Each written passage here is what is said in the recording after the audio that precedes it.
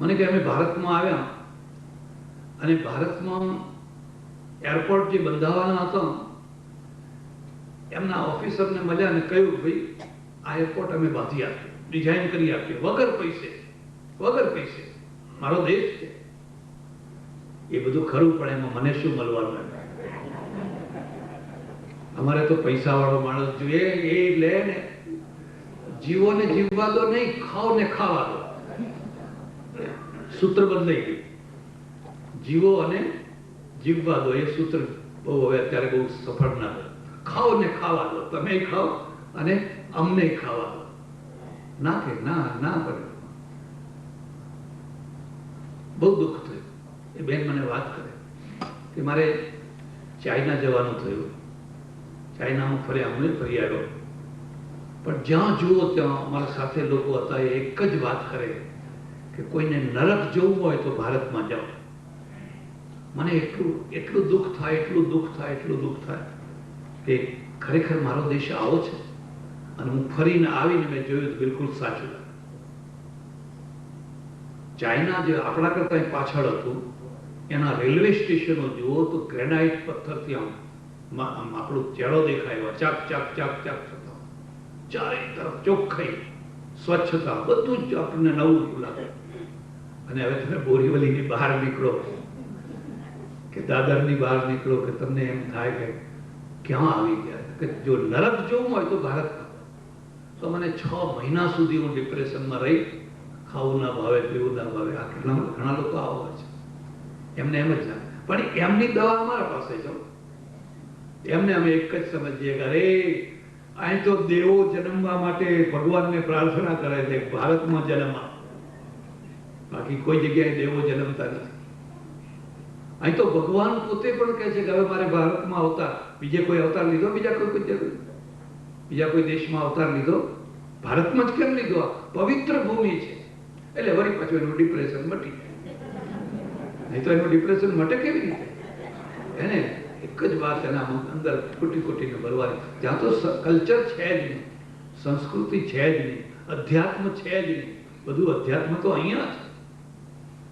ખરી કે ખોટી, પણ આવી વાતો છે. એ વાતોના દ્વારા પણ લોકોને એક બહુ મોટું આશ્વાસન મળતું હોય છે. અને મને તો એમ લાગે છે કે હું ઘણીવાર પરદેશ ગયો, એ ના ગયો હોત તો સારું હતું. પહેલા જે આનંદ અને મસ્તી ખુમારીથી જીવન જીવતા હતા એ બધું નીકળી ગયું. પહેલા તો બધાની માફક હું એમ જ કહેતો, હા હમ મહાન હે, હમ મહાન હે. પછી જોઈને આવ્યા પછી ખબર પડી આપણે તો કઈ નથી આમાં. એટલે એક એવી વ્યવસ્થા જે વ્યવસ્થાને આધીન છે, માણસ સુખી થાય, આગળ વધે, પણ પાયામાં ઉપદેશ જ આપ્યો. ઓહો, તમે આવી ગાડી રાખો છો, તમે આવા બંગલામાં રહો છો, તમે આવા કપડાં પહેરો છો, તમે આવું ખાઓ છો, બધું જ દબાઈને રાખો. પેલા બધા ખુલ્લે આમ છૂટથી, કોઈ ઈર્ષા ના કરે, કોઈને દ્વેષ, રાજી થાય. સારા કપડાં પહેરીને નીકળ્યા હોય તો લોકો વખાણ કરે, નહીં આ કપડાં તમે બહુ સરસ લાગે છે. હવે અહીં તો મોઢામાં જ પડે, અને કઈ ને કઈ એવું અડકતું કરે કે તમારા કપડામાં ડાઘ પડી જાય, કંઈક થઈ જાય. એટલે વૈદિક જે શાસ્ત્ર છે એની 3 મુખ્ય વાતો છે, યાદ રાખજો. પહેલી વાત તો એ છે પ્રજાને સુખી બનાવવાની છે, અને અહીં સુખી બનાવવાની છે. મર્યા પછી પરલોકમાં નહીં. પરલોકમાં થતી હોય તો વધારે સારું છે, પણ પહેલા એને અહીં સુખી બનાવવાની છે. અને જો તમારે એને અહીં સુખી બનાવવી હોય તો સુખો સગવડને આધીન છે, અને સગવડ છે એ વિજ્ઞાનને આધીન છે, વિજ્ઞાન પ્રયોગશાળાને આધીન છે. તો તમારું મસ્તિષ્ક છે એ પ્રયોગશાળામાં જવું છે. હવે જે પ્રયોગશાળામાં ના જાય અને અધ્યાત્મના નામે ભોંયરામાં જાય, માત્ર ભોંયરામાં જાય, અને પછી એ ઉપદેશ આપે બસ ચલાવી લો, ચાલશે, ભાવશે, ફાવશે, બધું શે કર્યા કરો, તો પ્રજા એકદમ ગરીબ થઈ જાય. ભારતની ગરીબી આવી ગઈ. ભારતની ગરીબી ઈશ્વરની આપેલી નથી, માણસે ઊભી કરેલી છે. અને એમાંથી આ ભારત ગરીબ બન્યું છે. અને એ વૈચારિક રીતે ગરીબ થયો છે. એના વિચારો જો બરાબર હોત તો એ ગરીબ ના થયો. એટલે સજ્જનો, પહેલી બાબત એ છે કે આપણે એક વ્યવસ્થામાં જીવવાનું છે, અને વ્યવસ્થા છે એ સૌથી મોટામાં મોટી વ્યવસ્થા કુદરતની છે. અને કુદરતની સાથે જે શાસ્ત્ર વ્યવસ્થા એટલે માનવની વ્યવસ્થા છે એનો મેળ કરવાનો છે. વેદોમાં એક બીજી વાત પણ છે, તમને કહ્યું, ત્યાં શત્રુઓ છે અને શત્રુઓના નાશ માટેની પ્રાર્થના છે. આપણે એમ માનીએ કે મારો કોઈ શત્રુ જ ના થાય, એવું બને છે. મહાવીરને શત્રુ હતા કે કાનમાં ખીલા મારનારા કોણ હતા? હેરાન કરનારા કોણ હતા? તમે કશું ના કરો, કોઈના સાથે કોઈ પ્રકારનો વિરોધ ના કરો, તોય શત્રુઓ તો થવાના છે. ઉંદરે કદી બિલાડીનું કશું બગાડ્યું નથી. કદી એને બિલાડીનું કશું બગાડ્યું નથી, પણ બિલાડી એના ઉપર ઝપાટો મારે છે. હવે ઉંદર એમ કે મેં ક્યાં બિલાડીનું કશું બગાડ્યું છે, પણ તું બિલાડીનો ખોરાક છે. એટલે એ માન્યતા કે આપણે કોઈનું કશું ના બગાડીએ તો કોઈ આપણું ના બગાડે એ સર્વાંશમાં સાચી નથી. ઘણા વર્ષો પહેલા ભર્તુહરિએ એક શ્લોક લખ્યો છે, અને બહુ સુંદર શ્લોક લખ્યો છે. ભોગે રોગ ભયમ, કુલે ચ્યુતિ ભયમ, વિત્તે નૃપાલાદ ભયમ, મૌને દૈન્ય ભયમ, બલે રિપુ ભયમ, શાસ્ત્રે વાદ ભયમ, ગુણે ક્ષય ભયમ, ગુણે ખલ ભયમ, સર્વમ વસ્તુ ભયાન્વિતમ ભુવિ નૃણામ શંભો પદમ નિર્ભય. હું તમને બે ભલામણ કરીશ. એક તો તમે ભર્તુહરિને જરૂર વાંચજો, અને બીજા ચાણક્યને. ભર્તુહરિ અને ચાણક્ય બેને વાંચશો તો તમે આકાશમાં ઉડતા હશો તો જમીન ઉપર આવી જશો, અને જમીન ઉપર આવી જશો પ્રશ્નો ઉકેલાવા માંડશે. બાકી જો આકાશમાં ઉડતા થઈ ગયા પ્રશ્નો નીચે, અને તમે પતંગની માફક ઉપર ઉડ્યા કરો, પ્રશ્નોને ટચ નહીં કરી શકો. પેલા કહ્યું છે ભોગે રોગ ભયમ. જો તમે અત્યંત ભોગ ભોગવવા માંડો તો રોગ થવાના જ છે. તમારા ઘરમાં ઘણું ખાવાનું છે અને સંયમ નથી, હવે તમે ખા કરો તો બધું શરીર બગડવાનું છે. ઘરમાં ઢગલાબંધ ખાવાનું હોય અને તમે સંયમથી રહેતા હો તો તમે ઋષિ છો, તો તમે સંત છો. જેલના કેદીઓ સંયમથી નથી રહી શકતા. એ પીધેલી બીડીઓ ખોળતા હોય છે, એમને બીડીની તલફ લાગેલી હોય છે. એટલે પ્રતિબંધ મૂકવાથી કે કઠોર નિયમો કરવાથી સંયમ આવી જશે એ ખોટી વાત છે. અને સંયમ તો એ જ પાડી શકે કે જેની પાસે બધું હોય અને એના ઉપયોગ કરે. પણ છતાં જો ના કરી શકો તો રોગ થવાના જ. ભોગે રોગ ભયમ, ગુણે ખલ ભયમ. તમે ગુણવાન માણસ છો તો ગુણવાન માણસને ખલ પુરુષનો ડર હોય છે. ખલ પુરુષો ગુણવાનોને સહન નથી કરી શકતા. તમે દાન આપશો તોય લોકો દુશ્મન થશે, તમે સારું ગાશો તોય લોકો દુશ્મન થશે, તમે કોઈની સેવા કરવા જશો તોય લોકો દુશ્મન થશે, કારણ કે એમને સારી વસ્તુ એ જોઈ જ નથી શકતા. સર્વમ વસ્તુ ભયાન્વિતમ. ભર્તુહરિ કહે છે તમે ગમે ત્યાં જાઓ ચારે તરફ ભય ને ભય છે. શંભો પદમ નિર્ભયમ. એક જ નિર્ભય પદ છે ભગવાન શિવના ચરણોમાં. વૈરાગ્ય નિર્ભયમ. અથવા તમે વીતરાગ દશામાં રહો તો એ નિર્ભય અવસ્થા છે. જેને જેમ કરવું, જેને જેમ બોલવું હોય બોલે, જેને જેમ કરવું. પણ તો પછી યાદ રાખજો, તમે તમારા વ્યક્તિના જવાબદાર થઈ શકો, રાષ્ટ્રના જવાબદાર ના થઈ શકો. તમે રાષ્ટ્ર ના ચલાવી શકો, તમે કુટુંબ ના ચલાવી શકો, તો ફેક્ટરી ના ચલાવી શકો, તમે પેઢી ના ચલાવી શકો. તમે એકાકી માણસ બધું સહન કરી જીવન પૂરું કરી લો, પણ એથી કઈ દેશ ના ચાલી શકે. એટલે ત્યાં એ પણ છે, અને એ લખ્યું છે કે જે અમારા શત્રુઓ છે, જે અમારો વિરોધ કરે છે, અમે એને પહોંચી વળીએ. અમારી પાસે એટલી તાકાત હોય કે અમે એને પહોંચી વળીએ. અમે શત્રુ વિનાના, ભય વિનાના થઈને જીવન જીવીએ. ઉત્તરવર્તી કાળમાં પછી લોકોએ બધો આખી દ્રષ્ટિ બદલી નાખી. લોકોએ કહ્યું કે આત્માને ભય હોય જ નહીં, અને દુનિયા કદી ભય વિનાની હોય, એટલે આ દુનિયાના ભયને એક તરફ મૂકી દીધો અને બાકીની વાત બધી એક તરફ થઈ. પ્રજાને તો આમાં તો આકાશ ઉડતી હતી, ધરાતલ ઉપર તો ના આવે. આત્માને ભય હોય કે ન હોય, અને આત્માને ભય હોય એવું નહીં કે ના હોય. બંગાળમાં એક ભગવાન હતા, મરી ગયા, દેવ થઈ ગયા, નામ નહીં દઉં. પૂર્વ બંગાળમાં હજારોની લાખો માણસો એમના અનુયાયી, એમને જ ભગવાન માને, પેલા ઉપર કોઈ બીજો ભગવાન નહીં. અને જ્યાં પાકિસ્તાન થયું ને તોફાન થયું, પહેલી ફ્લાઇટમાં કલકત્તા આવી, પહેલી જ ફ્લાઇટ. લોકો ચેલાઓને કહ્યું તમે નિર્ભય થઈને રહેજો, તમે બધા નિર્ભય થઈને રહેજો, પણ તમે ક્યાં જાઓ છો? કે મારે તો છે ને હજારોનો ઉદ્ધાર કરવો છે, એટલે મારે જવું જરૂરી છે. આ બધી કલ્પનાઓ છે, વાસ્તવિકતા નથી. અને પ્રજાને જો તમે કલ્પનાના રવાડે ચડાવી દો તો દુશ્મન ના મારે પણ એ કલ્પના જ એને મારી શકે. એટલે વેદો છે એ એક વાસ્તવવાદી છે ને વાસ્તવ માર્ગે ચાલનારા છે. એ ધનધાન્ય સમૃદ્ધિની અપેક્ષા રાખે છે,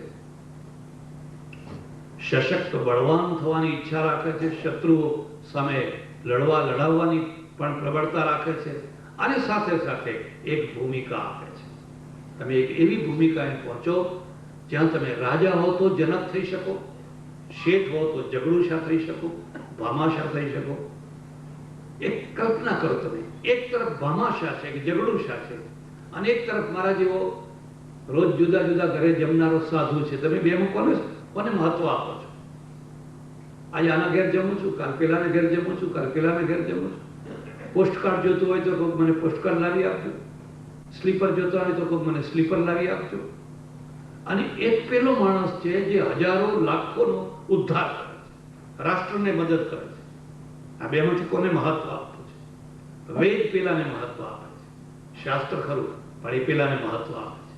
મારો દેશ ભામાશાઓથી ભરપૂર હોય, જગડુશાઓથી ભરપૂર હોય, રાણા પ્રતાપોથી ભરપૂર હોય, શિવાજીઓથી ભરપૂર હોય, અને એટલો શક્તિશાળી ને બાહોશ ને બહાદુર હોય, કોઈ આતંકવાદી આવીને કોઈ અડપલું ન કરી જાય, કોઈ હિંમત ન કરી જાય, અને કરે તો એના પરિણામ ભોગવવાની એને બીક લાગવી જોઈએ.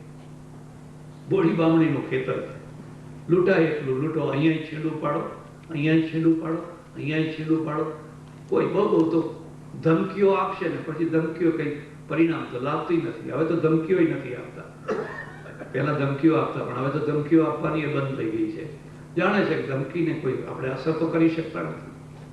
એટલે આ જે બે વ્યવસ્થાઓમાંની જે બીજી વ્યવસ્થા છે એ છે શાસ્ત્રીય વ્યવસ્થા. એટલે કુદરતી વ્યવસ્થા અને શાસ્ત્રીય વ્યવસ્થા, આ બંને મળીને માણસના જીવનને એક વ્યવસ્થા આપે, અને એ વ્યવસ્થા એટલી સચોટ હોય કે સમગ્ર પ્રજા સુખી થાય, દુઃખમાંથી છૂટે. આ એના પાછળનો હેતુ છે. સજ્જનો, મારે ભાઈ શ્રી હિંમતભાઈ જોશી એમના આગ્રહથી હું અહીં આવ્યો છું. થોડો નજીકનો જ પરિચય થયો, મારે ત્યાં એકવાર આવ્યા અને એમણે હઠ પકડી આવો આવો આવો, અને 5 દિવસ માટે એમના આગ્રહથી આવ્યો છું. આ બધું એમનું જ આયોજન છે. એ સત્સંગ મંડળનું નામ તો કાલ્પનિક છે, એવો કોઈ સત્સંગ મંડળ નથી, પણ એ પોતે જ સત્સંગ મંડળ છે. હજુ આપણે 4 દિવસ અહીં બેસી અને ભગવાન જેવી બુદ્ધિ શક્તિ આપે એવો વિચાર કરવાનો છે. બની શકે એટલા લોકો એનો લાભ લેજો. આભાર, ધન્યવાદ, હરિઓમ.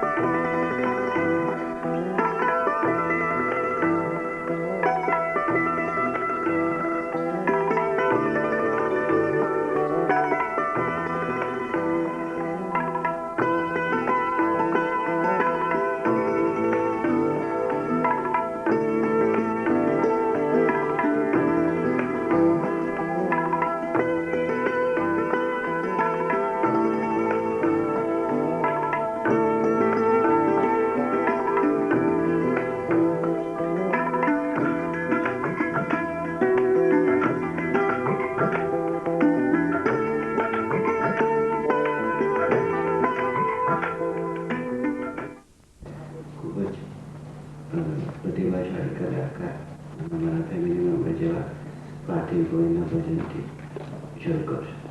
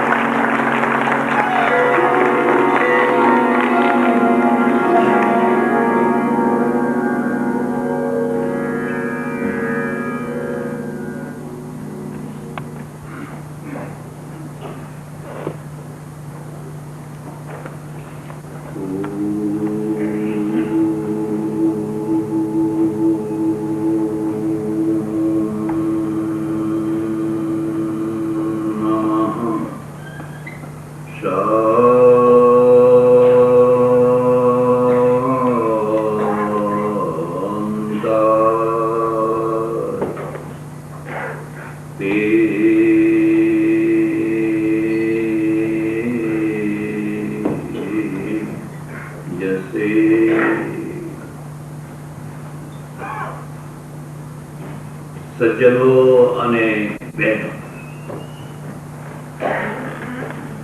સુખનું મૂળ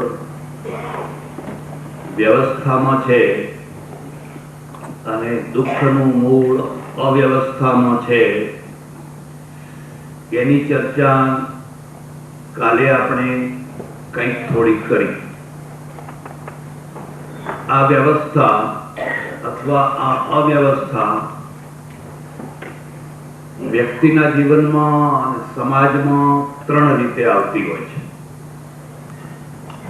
કુદરતથી આવે છે, શાસ્ત્રોથી આવે છે ને રૂઢિઓથી આવે છે.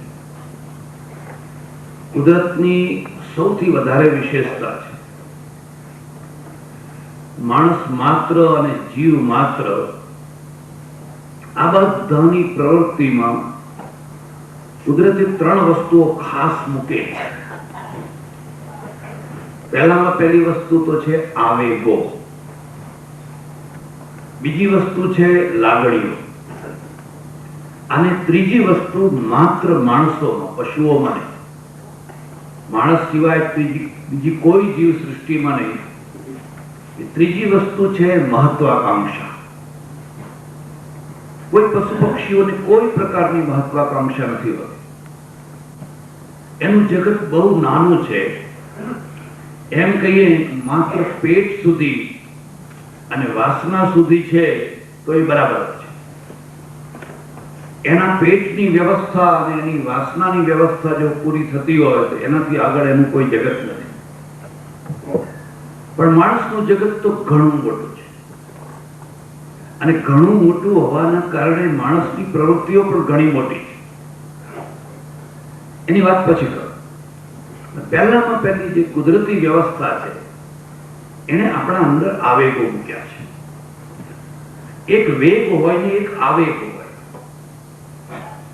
આવેગ એટલે એક વંટોળિયો આવે, ધસમસતો ધમ ધમ ધમ ધમ કરતો એક વંટોળિયો આવે. વંટોળિયો એને કહેવાય કે જે બધાને ઉડાડી મૂકે, સામાન્ય વસ્તુઓને ઉડાડી મૂકે, જેમાં કોઈ ટકી ન શકે. એવો જ એક આવેગ કુદરતે આ સૃષ્ટિને ચાલુ રાખવા માટે કામ વાસનાનો મૂક્યો. માણસ અમુક ઉંમરે પહોંચે, પશુ પક્ષીઓ અમુક ટાઈમે પહોંચે એટલે એના અંદર એક વંટોળિયો આવે, અને એના કારણે આગળની જીવ સૃષ્ટિ ચાલુ થાય. જરા વિચાર કરો, જો આ આવેગ ન મૂક્યો હોત તો શું થાત? તો જીવ સૃષ્ટિ હોત જ, તો આગળનું જે જીવન છે એ જીવન હોત જ. એને જ્યાં નર અને માદા બનાવ્યા એની સાથે સાથે એના અંદર બંનેની અંદર એક મોટો આવેગ મૂકી. આ કુદરતી વ્યવસ્થા છે. અને કુદરતી વ્યવસ્થાને શાસ્ત્ર કેવું રૂપ આપે છે? લગભગ બધા ધર્મો કોઈને કોઈ એક વ્યક્તિમાંથી શરૂ થતા હોય છે. પછી વ્યક્તિનો સંબંધ ભલે પરમેશ્વર સાથે હોય, પણ પ્રત્યક્ષમાં કોઈ વ્યક્તિથી શરૂ થતા હોય છે. એટલે ધર્મની સાથે એ વ્યક્તિનું પણ એટલું જ મહત્વ હોય છે. માનો કે ક્રિશ્ચિયાનિટી છે ને એમાંથી જીસસને કાઢી નાખવામાં આવે, કે ઇસ્લામ છે ને એમાંથી પેગમ્બરને કાઢી નાખવામાં આવે, તો શું હાથમાં રહે? એ કાઢી શકાય. પણ હિન્દુઇઝમ જે ધર્મ, સનાતન ધર્મ છે, એમાંથી તમે ગમે તેને કાઢી શકો, ગમે તેને ઉમેરી શકો. તમે ગમે તે ઋષિ આચાર્ય ગમે તેને એક તરફ કરી શકો અને ગમે તે નવાને ઉમેરી શકો. આ એક ખાસ મુદ્દો છે. અને એનું કારણ એવું છે કે ધર્મ કોઈ વ્યક્તિ વિશેષથી શરૂ નથી થતો. ઘણા લોકોને ખબર નથી કે સનાતન ધર્મનો અર્થ શું છે. જે ચલાવેલો હોય, જે શરૂ કરેલો હોય, જે ઈસવીસન ફલાણામાં કે ફલાણામાં, એને સનાતન ના કહેવાય. હું જયારે નેચર કે કુદરત શબ્દ વાપરું છું એ સનાતન અર્થમાં છે. જ્યારથી માણસ છે ત્યારથી આ બધા પ્રશ્નો છે, અને ત્યારથી છે એટલે એને આપણે સનાતન કહીએ છીએ. ખાવું, ઊંઘવું, બેસવું, ઉઠવું, પ્રજોત્પત્તિ કરવી, એ બધું અનાદિકાળથી ચાલ્યું આવે છે. અને એના કારણે કોઈ માણસ વિશેષથી એ શરૂ થયેલું નથી. માણસ વિશેષથી શાસ્ત્ર શરૂ થાય છે, અને શાસ્ત્ર તો ઘણા પાછળથી શરૂ થયા. વર્તમાનમાં જેટલા દુનિયામાં શાસ્ત્રો છે એ બધાની જો આપણે સમયની મર્યાદા કાઢવા બેસીએ તો 2, 3, 4 હજારના વર્ષોની અંદર આવી જાય. 3, 4 હજારથી જૂનું કોઈ શાસ્ત્ર દુનિયામાં નથી. 4, 4.5 હજાર. પણ સૃષ્ટિ તો કરોડો વર્ષોથી છે, અબજો વર્ષોથી છે. અને અબજો વર્ષોથી જે શાસ્ત્ર ચાલ્યું આવે છે એ કુદરતી શાસ્ત્ર છે અને એ જ સનાતન છે. એની પણ એક વ્યવસ્થા છે અને એ વ્યવસ્થા છે પહેલી વ્યવસ્થા. તમારા અંદર એવો મોટો વાસનાનો વંટોળિયો મૂક્યો. ઉત્તરવર્તી કાળમાં કુદરતથી માણસો દૂર ખસ્યા, વૈદિક કાળમાં દૂર ન ખસ્યા. તમારી ઈચ્છા હોય તો તમે ઉપનિષદનું એક વાક્ય જોજો. જ્યારે ગુરુએ શિષ્યને વિદાય કરે છે, ભણાવી 24 વર્ષની ઉંમર થઈ, હવે તું ઘેર જા. એક બીજો મુદ્દો પણ યાદ રાખજો. બહુ પ્રાચીન કાળમાં તમને સાધુઓ જોવા જ નહીં મળે. વેદોમાં, ઉપનિષદોમાં, બ્રહ્મસૂત્રમાં, ઇવન ગીતામાં ક્યાંય સાધુ જોવા નહીં મળે. ઋષિઓ મળશે. આ બેયનું મોટું અંતર છે. એ અંતર ઘણા લોકોને ખબર નથી. ઋષિ છે એને પત્ની છે, એને બાળકો છે. એ કોઈ નદીના કિનારે પોતાનું ગુરુકુળ બનાવીને રહે છે અને એમાં સમાજના વિદ્યાર્થીઓને ભણાવે છે. કોઈ ડોનેશન વિના, કોઈ પ્રવેશ માટેનું કોઈ ડોનેશન નહીં, ભણાવે છે. ભણાવેલા વિદ્યાર્થીઓને સમાજને પાછા આપે છે. ઋષિ સમાજનું અંગ છે.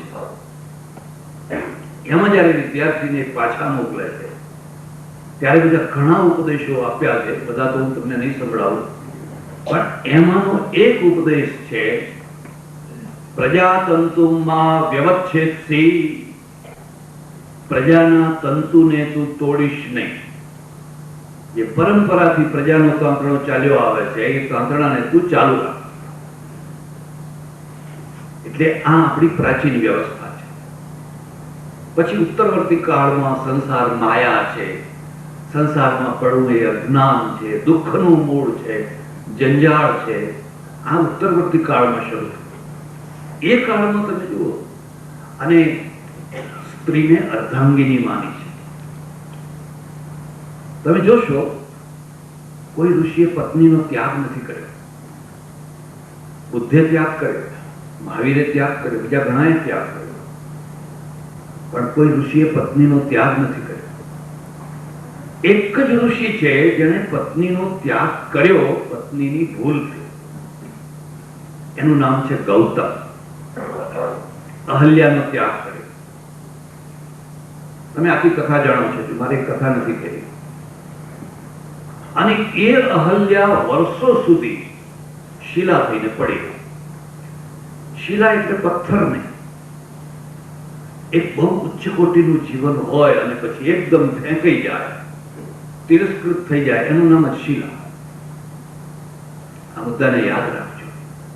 તમે જયારે ઘણી ઊંચી કક્ષાએ પહોંચો ત્યારે એટલો જ ભય તમને હોય. ઇજ્જત કદી ભય વિનાની હોય. તમે આબરૂદાર બનો અને નિર્ભય બનો, બે એક સાથે ના થઈ શકે. પૈસાદાર હો અને નિર્ભય હો એ તો કદાચ થઈ શકે, જો કે મુંબઈમાં એ શક્ય નથી. પણ તમે ખૂબ આબરૂદાર હો અને તમે બિલકુલ નિર્ભય હો એવું કદી બને? જેમ જેમ તમારી કક્ષા ઊંચી થતી જાય એમ એમ સ્ખલનના કારણો વધી જાય. અને અહલ્યા બહુ ઊંચી જગ્યાએથી પછડાઈ, ભૂલ કરી બેઠી. ઋષિ કોપિત થયા, સ્વાભાવિક. પતિ પત્નીના સંબંધો વ્યાપારિક સંબંધો નથી. વ્યાપારિક સંબંધો બગડ્યા હોય તો એને સુધારવા બહુ સરળ હોય. 1000 ઓછા આપજો, જવા દો, કટકે કટકે આપજો, પછી આપજો, આમ કરો. એ સંબંધો સુધારવા બહુ અઘરા નથી. પણ જે ઇમોશનલ સંબંધો છે, લાગણીના સંબંધો છે, એને સુધારવા બહુ કઠિન છે. કારણ કે એની ગાંઠ છે ને એ પડ્યા પછી નીકળતી નથી, છૂટતી નથી. એક બીજો મુદ્દો પણ યાદ રાખજો. ભારતનું દાંપત્ય પશ્ચિમની તુલનામાં જો વધારે સારું ને સફળ હોય તો એનું કારણ સ્ત્રીઓ છે, પુરુષો નથી. સ્ત્રીઓ પુરુષોના ઈગોને સહન કરે છે, અને મળદાન જેવો પુરુષ હોય ને તો ઈગો તો હોય જ. ધક્કો મારવાનું પડી જાય એવો હોય ને તોય પણ हमारे तो एवी मान्यता है कम ताकत और गुस्सा એને તાકાત ઓછી હોય એને ગુસ્સો વધારે હોય. તો આ તો સમર્થ માણસ છે. શીલા થવી એક ઘટના છે, અને વર્ષો પછી જયારે રામ ત્યાંથી નીકળ્યા અને રામને જયારે વિશ્વામિત્રે બતાવ્યું, જો આ આશ્રમ જો, આ શિલા જો, બધી વાત સંભળાવી. રામાયણની કથા તમે જાણો છો. રામે એનો પુનરુદ્ધાર કર્યો, ફરીથી ઉદ્ધાર કર્યો. ગાંધીજીને કોઈએ પૂછ્યું કે તમે રામ ઉપર કેમ આટલી મહત્વ આપો, કૃષ્ણ કે બીજા કોઈના ઉપર કેમ આટલું મહત્વ નથી આપતા? રામે ગાંધીજીએ એક બહુ સરસ જવાબ આપ્યો, પતિત પાવન સીતારામ. જે પવિત્રોનો ઉદ્ધાર કરે એવા રામ મારે ના જોઈએ. જે પતિતોનો ઉદ્ધાર કરે, જે પહેલેથી જ પવિત્ર છે, એનો ઉદ્ધાર શું કરવાના હતા? બુદ્ધ આમ્રપાલીનો ઉદ્ધાર કર્યો, રામ અહલ્યાનો ઉદ્ધાર કર્યો. અને અહલ્યા જયારે ફરીથી બેઠી થઈ એટલે સમાજમાં પ્રતિષ્ઠિત થઈ ગૌતમને બોલાવ્યા અને ગૌતમને પૂછ્યું, તમે આ પત્નીનો ત્યાગ કર્યો છે? તો કે હા. કેમ? આવું કારણ હતું. રામે કહ્યું કે જે કારણ, જે ભૂલ અહલ્યાથી થઈ એ ભૂલ કોઈ વાર તમારાથી થાય ખરી કે ના થાય? તમારા માટે એવી શક્યતા ખરી કે નહીં? અને ગૌતમ ઋષિ છે. ઋષિનો અર્થ જ છે જે સ્પષ્ટ અને સ્વચ્છ હોય. એને કહ્યું મારાથી પણ આવી ભૂલ થઈ શકે. માત્ર મૂર્ખાઓ જેવો દાવો કરે કે મેં કદી ભૂલ કરી નથી કે જિંદગીમાં કદી ભૂલ કરવાનો નથી, એવો દાવો તો મૂર્ખાઓ જ કરે. જેને થોડુંક પણ ભાન હોય એ હંમેશા સ્વીકાર કરે કે મારાથી આવું થઈ શકે. તો ગૌતમ, જો તમારાથી આવું થાય અને તો આ અહલ્યા શું કરે?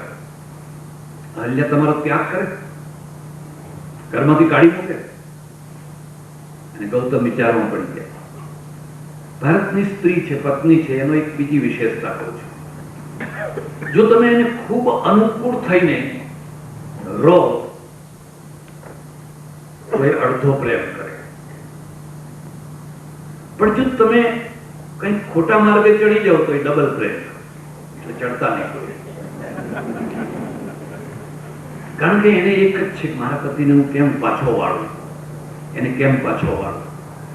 તમારે જોવું હોય તો જોજો, દારૂડિયા પતિઓની પત્નીઓ દારૂડિયા પતિઓ પ્રત્યે ઘૃણા નથી કરતી હોતી. વેદના હોય છે, દુઃખ હોય છે, એને વેદના હોય છે, ઘૃણા નથી કરતી. એની એક જ ઈચ્છા હોય છે, આ દારૂ છોડી દે, સારા માણસ થઈ જાય. સુરતમાં એક ડોક્ટર બેન મળવા ઘણી વાતો થઈ. પછી મને કે મારી એક જ ઈચ્છા છે. મેં કહ્યું શું? મારો પતિ મને બોલાવે, એવું કંઈક માદળિયું કરી આપે. અમે માદળિયા કરીએ છીએ. આ તો દુકાન છે, દુકાનમાં બધો માલ રાખવાનો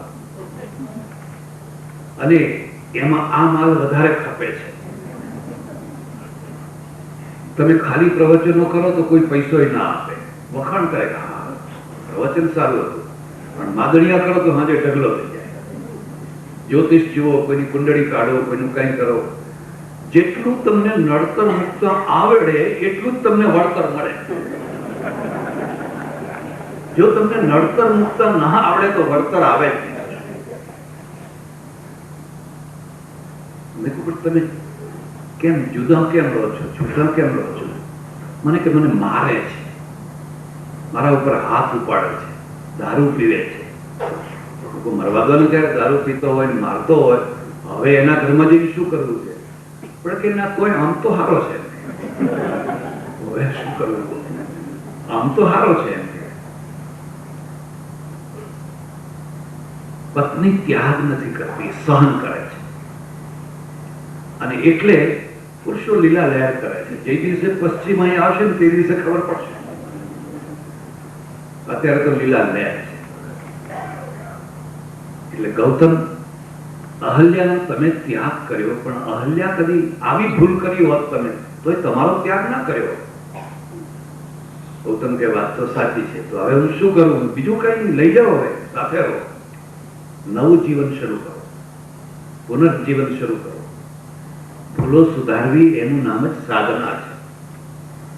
ઈગોની સાથે ભૂલોને પકડી રાખવી અને મરી જઈશ, તૂટી જઈશ તોય હું એકનો બે નહીં કહું, એનું નામ સાધના નથી, એનું નામ જીવન નથી. ભૂલોને સુધારી દે.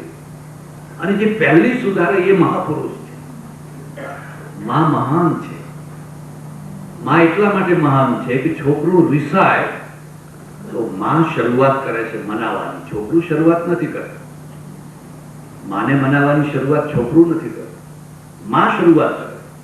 ભૂલ છોકરાની હોય તો પણ માં શરૂઆત કરે. એટલે માં મહાન છે. જે પહેલી શરૂઆત કરે એ મહાન છે. જે અકડું થઈને બેસી રહે એ મહાન નથી. ગેપતિ લોક આનંદ ભરી, તુલસીદાસજી લખ્યું છે કે અહલ્યા એટલા આનંદથી પોતાના પતિ લોકમાં ગઈ કે આ જે પુનર્જીવન છે ને બહુ આનંદ દેનારું છે. પછડાટ ખાધા પછીનું જે પુનર્જીવન છે ગજબનું આનંદ દેનારું છે. અમેરિકામાં રહું અને એક ઘટના ઘટી ગઈ. એક બ્રાહ્મણની દીકરી અને પટેલના સાથે એને પ્રેમ લગ્ન કર્યું. તો એ બરાબર છે. એકાદ બે વર્ષ રહ્યા હશે ને બેયને ખટપટ થઈ, ઝઘડો થયો. આ બીજી ખાનગીમાં વાત કરું છું. પેલો જે તંબુ છે ને, તંબુ એ એક જ થાંભલા ઉપર નથી ઉભો હતો, એને તાણિયા આપવા પડે છે. આમ તાણો, આમ તાણો, આમ તાણો, પછી આમ બરાબર. એમ લગ્ન જીવન છે માત્ર પ્રેમના થાંભલા ઉપર ઉભું નથી રહેતું, એને બીજા તાણિયા જોઈએ. કુટુંબના, સમાજના, પરિવારના, ધર્મના એ તાણિયા છે. એ તાણિયા જ્યાં નથી હોતા અને માત્ર એક જ થાંભલા ઉપર આખો તંબુ ઉભો હોય છે, તેને પડતો વાર ના લાગે. તાણિયા તો છે જ. કોણ મનાવશે? કોણ બધું વચ્ચે કઈ પડી કરશે? એક જ તંબુ, એક જ થાંભલા ઉપર ઉભો છે, જરા કામ આમ થયું. બે ઇમોશનલ છે. એક બે વર્ષમાં એવી ખટપટ થઈ કે બંનેને જુદા થવાનો પ્રસંગ આવ્યો. અને કુટુંબ છોડીને એક વ્યક્તિના આધારે પોતાનું સર્વસ્વ સમર્પિત કરનારી જે સ્ત્રી, એને હવે પગ ક્યાં મૂકવો? ક્યાં જઈને રહેવું? એને, હું જ્યાં ઉતરેલો એ મોટેલવાળા ભાઈને ફોન કર્યો કે મારા માટે એક રૂમ રાખો, હું આવું છું. થોડા દિવસ મને તમારી મોટેલમાં રહેવા દેજો, હું આવું છું. એને મને વાત કરી. એ આવી. અમારે ખટપટ થઈ છે અને હવે અમે ભેગા રહી શકીએ એમ નથી. પણ આવતા પહેલા એને એક બહુ સરસ કામ કર્યું. જે ફ્લેટ લીધેલો હોય એના પોતાના નામ, આ છોકરીના નામ, પણ એને ચાવી પેલા એના પતિને આપી દીધી. લે, તું ફ્લેટમાં રહે, હું હોટેલમાં રહીશ, હું ભાડે રહીશ, તું ફ્લેટમાં રહે, તું સુખી થા, ભગવાન તારું બધું કરે. આ ચાવી આપીને આવતી રહી. નોકરી તો બધા પગ ઉપર ઉભા હોય એટલે બીજો પ્રશ્ન નહીં. પણ 8-9 મહિના થતા થતા પેલો એનો પતિ છે ને એ આવીને હાથ જોડીને લઈ ગયો, મારી ભૂલ માફ કર ને, તું હવે જા. અત્યારે 3 છોકરાની માં છે અને બહુ સરસ ચાલે છે, બહુ સુંદર ચાલે છે. જો એને ચાવી ના આપી હોત તો ચાવી ગાયબ થઈ જવાની હતી. એને જિંદગીની ચાવી આપીને એમાંથી એને નવી જિંદગી મળી. પણ ચાવી અપાવી કોણે? એના પ્રેમ. એને કહ્યું, તું સુખી થા, મારે તને કનડગત નથી કરવી, તારું લોહી નથી પીવું, હું અલગ થઈ એકલી રહીને પણ મારું જીવન જીવીશ, પણ તું સુખી થા. અને એને ડંખ રાત્રે વાગે. જે સ્ત્રી આટલો ત્યાગ કરે, મને આ એનો ફ્લેટ આપી દે અને હું એને ઘરમાંથી કાઢી મૂકું, એના ઘરમાંથી એને કાઢી મૂકું. અને 8-9 મહિનાની વેદના પછી એ પોતે જ સામે ચાલીને આવ્યો અત્યારે બહુ સારો સંસાર ચાલે છે. ગે પતિ લોક આનંદ ભરી. આ પુનર્જીવન જે છે ને બહુ સુખદાયી હોય છે. પછી ભૂલોને ચાન્સ ઓછો હોય છે. સમજી ગયા? બહુ ભૂલો કરી, હવે નથી કરવી. બહુ માર ખાધી, હવે નથી માર ખાવો. કોઈ ઋષિએ પત્નીનો ત્યાગ નથી કર્યો. એનું એક કારણ પણ બતાવું છું. સંસાર કે પત્નીનો ત્યાગ કરવાથી જ મોક્ષ મળે છે એવો સિદ્ધાંત નથી. મોક્ષ સજોડે પણ મળી શકે. યાજ્ઞવલ્ક્ય એમાં પ્રમાણ.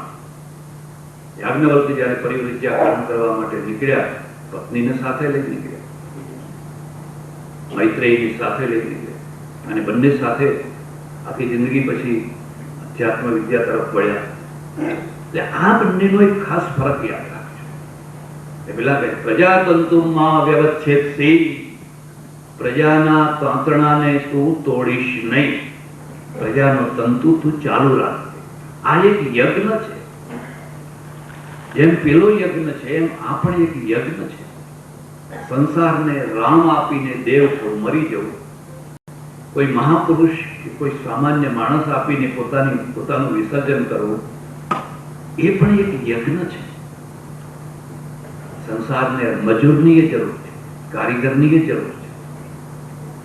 અયોધ્યામાં બધા જ રામ હોય તો અયોધ્યા ના ચાલે, અને આ દેશમાં બધા જ ગાંધીજી હોય તો દેશ ના ચાલે. એક હતા તો એ મુશ્કેલી થવા માંડી હતી. જો બધા જ થઈ જાય તો પછી કેવું જ શું? બધાની જરૂર છે. સારામાં સારા મશીનને એક ઝીણા સ્ક્રૂની પણ જરૂર છે. એને એક સ્ક્રૂ પણ લગાવવો પડતો. એટલે જે છે તું આ લાઈન, આ પ્રથા તું ચાલુ કર. એટલે 3 મુદ્દાઓ. એક તો એને આવેગો મૂક્યા જેથી સૃષ્ટિ ચાલુ થાય. એક વાર આવેગો કાઢી નાખ્યા. અમે સાધુઓ મોટા ભાગે લોકોને વારંવાર આ પંચિંગ કરતા હોઈએ છીએ કે આ કામ વાસના એ મહાશત્રુ છે, મહાશત્રુ છે, મહાશત્રુ છે. વાત સાચી છે. કોઈ પણ શક્તિ છે એ શત્રુ એ છે ને મિત્ર છે. આ ઇલેક્ટ્રિસિટી છે એ શત્રુ એ છે અને મિત્ર છે. વગર કોટિંગે તમે જઈને એને પકડો તો એ મારી નાખશે. પણ કોટિંગ કરેલો વાયર હોય અને એના વોલ્ટેજ બરાબર વ્યવસ્થિત કરેલા હોય તો પછી જુઓ આખો હોલ કેટલો સરસ લાગે. શક્તિ છે એનો 2 રૂપ છે. જો એ કશું જ ના કરી શકે તો પછી અજવાળું પણ ના આપી શકે. એટલે અમે સતત લોકોના મગજમાં ભાવ ભર્યો અને એક ગિલ્ટી કોન્શિયસ ઉભો કર્યો. તું પાપી છે, તું પાપી છે, તું પાપી છે, હું પાપી છું, હું પાપી છું, હું પાપી છું. અને માણસ સતત વગર જોતો માનસિક રીતે ત્રાસ અનુભવે. આ વૈદિક કાળમાં ઋષિઓમાં નથી. એ એની સ્વીકાર કરે. ભગવદ્ ગીતા તમે વાંચો. પ્રજનશ્ચાસ્મિ કંદર્પા.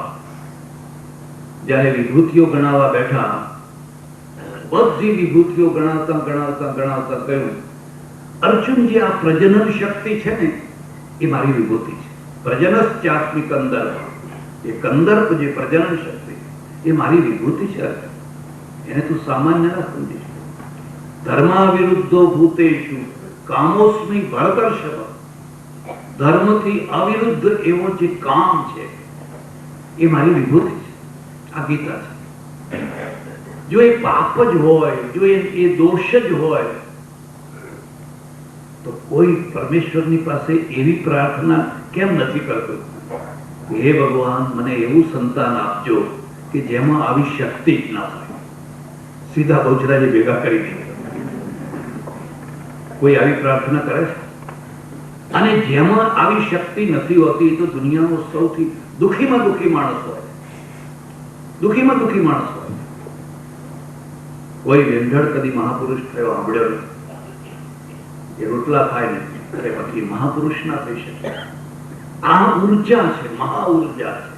હા, એનો સદુપયોગ કરો અથવા દુરુપયોગ કરો એ વાત જુદી છે. એ તો પૈસાના માટે, બધાના માટે. એટલે એક આવેગો. પણ આવેગો માત્રથી સૃષ્ટિ ચાલતી નથી. કુદરતે જોયું, પરમેશ્વરે જોયું કે આવેગો તો ક્ષણિક હોય છે. બહુ દયા કરી આ આવેગોને ક્ષણિક બનાવ્યા. તમને ક્રોધ ચડ્યો છે, 24 કલાક ક્રોધ ના રહે. 2 મિનિટ, 4 મિનિટ, 5 મિનિટ, 10 મિનિટ, પછી ઉતરી જાય. જે ચડે એ ઉતરી જાય. હવે સતત ક્રોધ રહ્યા કરે તો માણસની શું દશા? ભગવાને જ કહ્યું છે, ક્ષણ આગમા પાઈનો નિત્યા સાંસ તિતિક્ષસ્વ ભારત. એ આગમા પાઈ છે, આવે ને જતા રહે પાછા. વંટોળિયા એટલે એની ઉપમા વંટોળિયા સાથે આપે. ક્રોધમાં માણસ તલવાર લઈને નીકળ્યો હોય, મારી નાખું, મારી નાખું, મારી નાખું, પણ એને ક્રોધ થોડોક ટાઈમ ઠંડો પડવા દો, માણસને સંતાડી દો, પછી કઈ.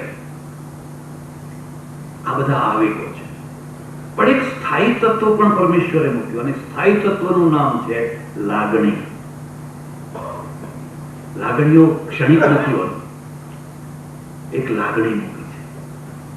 એ આવેગમાં કોઈને માતૃત્વની પ્રાપ્તિ થઈ, કોઈને પિતૃત્વની પ્રાપ્તિ થઈ. તમે નિરીક્ષણ કરો, ધ્યાનથી નિરીક્ષણ કરો. એક કૂતરીને બચ્ચું જન્મે છે, હરણીને બચ્ચું જન્મે છે, ગાયને, ભેંસને ત્યાંથી ખસતી નથી. ભૂખીને તરસી ત્યાં ત્યાં ઉભી રહે. ભૂખીને ત્યાં ને ત્યાં ઉભી રહે. જેને વાઇલ્ડ લાઈફ જોવાનો શોખ હોય જોજો તમે. મેં તો જોયું છે કે જ્યારે શિકાર કરવા માટે સિંહ પાછળ પડે છે, હરણી પોતાના બચ્ચાને બચાવવા માટે જાણી કરીને વચ્ચે આવી જાય છે.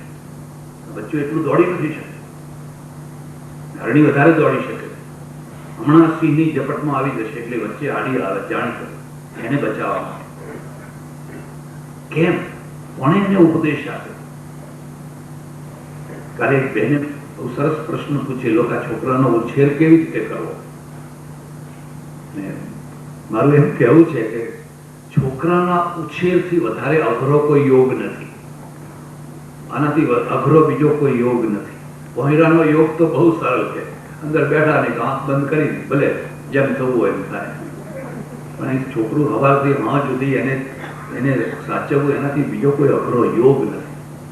અને એટલે હવે ઘણા મોટા ભાગના છોકરા છે ને મિશનમાં મિશનરી હોય, સ્કૂલ એમાં મોકલી દે, સાચવો તમે. આ લાગણી કોને નથી? તીવ્ર લાગણીઓ, તીવ્ર લાગણી. બસ એના બચ્ચાથી આગળ ખસતી નથી, ભૂખીને ખસતી, કોઈને નજીક આવવા નથી દેતી. ગાયને જોજો, પુત્રીને જોજો, દરેકને જોજો. એવું જ માનવું છે. કુપુત્રો જાય ક્વચિદપી કુમાતા ન ભવતી. એટલે આપણે માતૃવંદના કરીએ. મારા એક ઓળખીતા સજ્જન છે, એ મને વાત કરે પરદેશમાં નાનપણમાં બહુ ગરીબી, માં વિધવા, અને ઘરમાં પુષ્કળ ગરીબી, ખાવાનું ઠેકાણું નહીં. મારી માં મને તેડીને, હું 5 વર્ષનો છોકરો, એનું વજન તેડીને એ સામેના ગામ મામાને ત્યાં જાય, મારા મામાને ત્યાં જાય. એને બહુ થાક લાગે એટલે કે ભાઈ થોડી વાર તો ઉતર ને, થોડીક વાર મને થાક લાગ્યો છે તો ઉતર ને. તો મને ઉતારે એટલે હું રિસાઈને ઊંધા રસ્તે દોડું. આમાં રસ્તે દોડું તો એટલું પાછું ઓછું થાય, પણ જે રસ્તેથી આવ્યો હું એ રસ્તે પાછો દોડું. મારી માં પાછી આવે અને મને ઉચકીને પાછી લઈ જાય. કેમ આટલી બધી લાગણી બાળક ઉપર કેમ થાય? કોઈના શાસનથી, કોઈના ઉપદેશથી નહીં, પેલા કુદરતની વ્યવસ્થા છે. ગાય જ્યારે બાળકને, વાછડાને ધવડાવે છે, વાછડાને જેટલો આનંદ આવે છે એટલો જ આનંદ ગાયને આવે છે. ધવડાવ્યા વિના રહી નથી શકતી. માં બાળક વિના રહી નથી શકતી. આટલું એટેચમેન્ટ છે એ પરમેશ્વરે મૂક્યું છે. અને એ લાગણીઓના કારણે આ સંસાર ચાલી રહ્યો છે.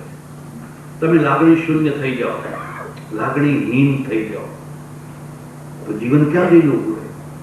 એમાં ઘણા ઘરો હોય, વસ્તુઓ ઘણી હોય, લાગણી ના હોય. અમને ઘણો અનુભવ થાય. અને હું તો તમને એક ખાનગીમાં વાત કરું છું કે જો ઘણા અનુભવો કરવા હોય તો વધારે નહીં તો વર્ષ 2 વર્ષ માટે બાવા થાય, પછી છોડી દઈએ. તમે જુઓ તો ખરા કેવા કેવા જાતના અનુભવો થાય છે. ઘણા ઘર એવા હોય જેમાં લાગણી જ ના હોય, કોઈને કોઈના ઉપર લાગણી હોય. જાણે બધા મળતા ફરતા હોય ઘરમાં, જાણે પેલા રોબોટ ફરતા હોય એવું લાગ્યા કરે.